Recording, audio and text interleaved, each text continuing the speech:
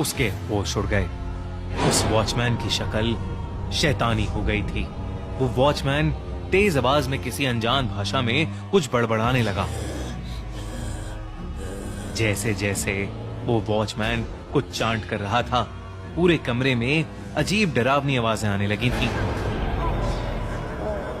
श्याम अब बेहद डर चुका था और वॉचमैन धीरे धीरे उसकी तरफ बढ़ रहा था। उसने अचानक ही श्याम का गला पकड़ लिया और उसका दम घोटने लगा। वो वॉचमैन जो अब शैतान बन चुका था, बस बार बार यही कहने लगा कि श्याम ने भी उसकी दोस्ती को नकार दिया है और अब वो उसे सजा देगा। श्याम जोरों से चिल्लाने लगा, प्लीज प्लीज मुझे छोड़ दो, प्लीज छोड़ दो मुझे। अचानक ही उस बिल्डिंग में काम कर रहे कुछ वर्कर्स उसकी चीखें सुनकर वहां आ पहुंचे।